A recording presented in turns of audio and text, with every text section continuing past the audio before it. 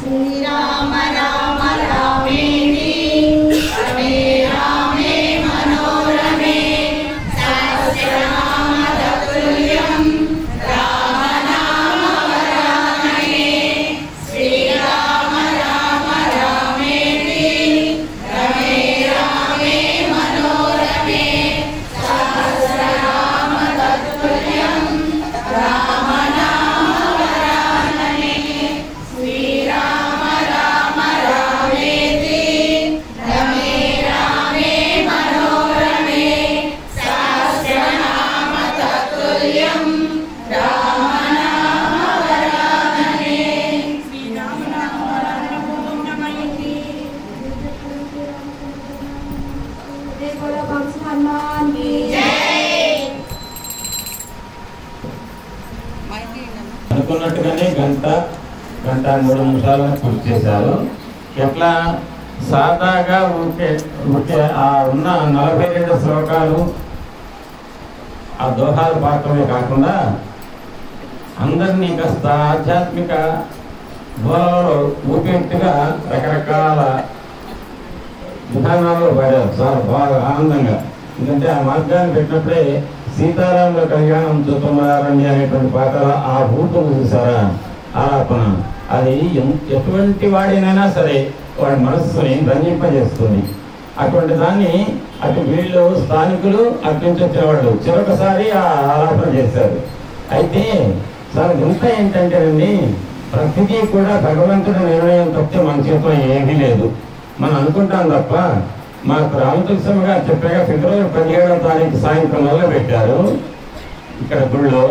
ఇంటికి వెళ్ళిన తర్వాత ఖమ్మంకి ఫోన్ చేశారు. తర్వాత 4 రోజుల తర్వాత మళ్ళీ అన్నారు. మళ్ళీ 10 రోజుల తర్వాత మళ్ళీ అన్నారు. ఆమె చెప్తా టైం ఉంది కాబట్టి ఆలోచిద్దాం. ఎందుకంటే శ్రీరామనవమి ఉత్సవాలలో నాకు వేరే చోట ఉపన్యాసాలు ఉంటాయంటే అది కాగానే చెప్పండి సుందరకాండ అన్నారు. కాగానే చూద్దాం. మరి మా ఇద్దరికి అనుకూలమైనప్పుడు ఆతిథ్యం ఇచ్చేటువంటి రామకృష్ణ గారికి అనుకూలం ఉండాలి, ఆ ఊళ్ళు ఈ ఊళ్ళు ఉపన్యాసాలు నాకు అనుకూలం ఉండాలి. ఇద్దరికి ఎప్పుడు అనుకూలమైందంటే ఏప్రిల్ 20వ తారీఖు దత్తవాడలో గజేంద్ర మోక్షం చెప్తా, ఆ తర్వాత ఖాళీ ఉంటుందన్న. అయితే ఆ తర్వాత డేట్లు చెప్పండి అన్నారు. మే 1 లోపల వచ్చేట్టు చెప్పమన్నారు. అప్పుడు ఏప్రిల్ 23 నుంచి 29 వరకు అని చెప్పారు. ఎంత వింతగా చూడండి మీరంతా కూడా. ఆదివారం నాడు ఏంటి ఇది? మొన్న అమావాస్య. ఆదివారం అమావాస్య అనగానే వెంటనే ఏంటి ఆలోచన వచ్చింది? చీకటి అమ్ముకుంటుంది మొత్తం. కానీ ఆ రోజు మన ఉపన్యాసంలో మనందరం కూడా ఏం ఆనందించాం? సీతా దర్శనమైందని ఆలోచించాం, ఆస్వాదించాం. అంటే సీతమ్మ దర్శనం కావటం అంటే అర్థం ఏంటంటే సీతా త్రిపుర సుందరి యొక్క వైభవాన్ని మీకు ఆ రోజు ఆదివారం నాడు ఉపన్యాసంలో చెప్పా. ఈయమ జానకి అని ఆమె యొక్క వంటి నుండి వెలువడేటువంటి ఆధ్యాత్మిక తేజస్సు చంద్రకాంతుల కంటే చంద్రకాంతులకే ఆ కాంతిని ఇచ్చినయా అన్నట్టుగా అమ్మ యొక్క శరీరం నుంచి జ్యోత్స్న అనే మాట ప్రయోగించాం. అటువంటి ఉటికి వచ్చాడు. ఆ ఉటికి వచ్చినటువంటి తెల్లటి ఆధ్యాత్మిక చైతన్యం ఆ చుట్టుపక్కల ఉన్న చీకటి తెరతల వారుతున్న గంట ముందు మసక చీకటి ఉండి కనపడకపోతే చీకటిని పారద్రోడిందా అన్నట్టుగా సీతమ్మ వంటి నుండి వెలువడే కాంతులు అని చెప్పి ఆంజనేయ స్వామి వారు అన్న మాటను చెప్పుకున్నాం. అంటే ఆ అమావాస్య నాడు మనకు అమావాస్య లేదు, మనకి పౌర్ణమిలాగానే ఉంది. ఎందుకంటే అమ్మ దర్శనం చేస్తున్నాం కాబట్టి. ఆ తర్వాత వెంటనే వచ్చిన మాసం ఏది? వైశాఖం. వైశాఖ మాసంలో నిన్నేంటి పాఠ్యం, ఇవాళ విద్య. ఇంకొక 2 రోజులు ఉపయోగపడితే 2వ తారీఖు నాడు పంచమి, ఆచార్య శంకర జయంతి, అంటే జగద్గురు ఆదిశంకర భగవత్పాదుల వారి జయంతి. వైశాఖ మాసంలో శుద్ధ పంచమి శంకర జయంతి అయితే ఖచ్చితంగా 20 రోజులకు చూడండి, 22వ తారీఖు నాడు వైశాఖ శుద్ధ పంచమి నాడు శంకరాచార్యుల వారి జయంతి, శంకర జయంతి.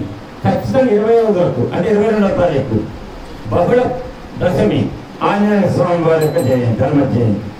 అంటే శివాంశ సంభూతులైనటువంటి ఆదిశంకర భగవత్పాదుల వారు ఆంజనేయ స్వామి వారు ఇద్దరు శివాంశ సంభూతులే కదా, విష్ణు రుద్రుడే కదా, ఇద్దరు శివులే కదా. ఆ ఇద్దరు జయంతి జరిగినటువంటి వైశాఖ మాసంలో హనుమాన్ చాలీస 11 సార్లు. మరి ఆ రోజు మరి మీరంతా వచ్చి మనం ఇక్కడ తీసుకొచ్చారు ఉపన్యాసం కానీ ఏంటంటే మా రామాలయంలో కాస్త మాకు ఇంకా బాగా తేజస్సు కలగాలని. ఏం తేజస్సు ఇంకా ఎంతకంటే తేజస్సు కావాలా? సాయంత్రం కూడా అంతమంది ఉపన్యాసం ఉంటున్నారు, అంతకంటే తేజస్సు ఏంటి అంటే అంతకంటే తేజస్సు కూడా వస్తుంది. మీరు క్రమం తప్పకుండా నెలలో ఒక్కసారైనా సరే అందరూ వచ్చి హనుమాన్ చాలీస పారాయణం చేసి దీనికి తొందర రామరక్షా స్తోత్రం. ఇందులో రామరక్షా స్తోత్రం ఎవరు పారాయణ చేస్తారు? ఎవరికి వచ్చు? చేతులెత్తండి ఒకసారి. నాకు వచ్చి ఇంకేస్తాను. అయితే అదే మేము మళ్ళీ రాత్రి అని చెప్పిన మాట అందరికీ మీ అందరికి అక్కేగా, మనందరికి ఆ అక్కే ఇచ్చినటువంటి మాట ఏంటంటే ఈసారి మందలపల్లిలో ఉపన్యాసాలు జరిగే సమయానికి రామరక్షా స్తోత్రం మేము పారాయణం చేస్తామన్నారు.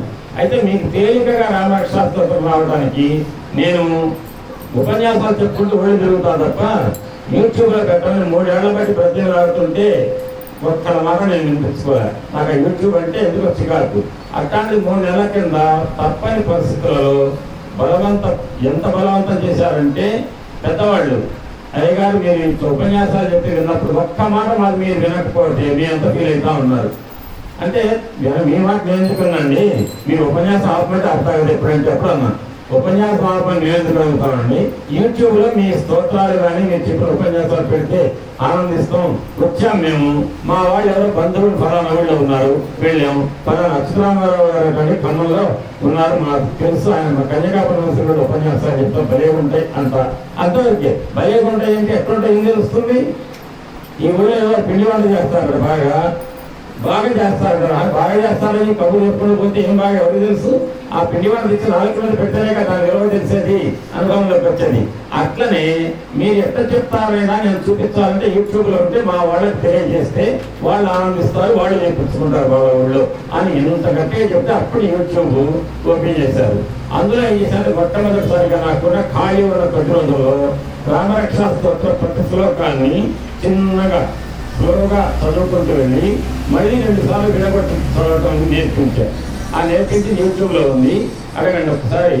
మీ సెల్ ఫోన్ ఉంటే అది దాన్ని కనెక్ట్ చేసుకొని అవి నేర్చుకుంటే మీకు తేలిక అవుతుంది. ఇప్పుడు అందులో ఉన్న శ్లోకాలు కొన్ని మామూలుగా ఉంటాయి. ఒక్కసారి పారాయణం చేద్దాము అంటే చెప్పండి.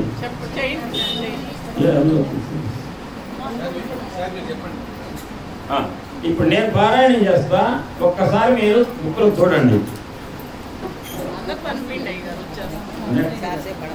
అమ్మా మీ ఫోన్ ఏది నెట్ ఉంది కదా, అందులో సమస్య.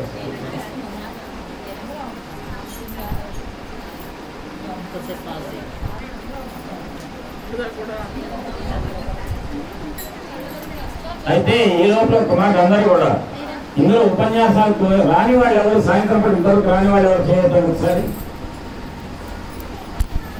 అంటే నాలుగు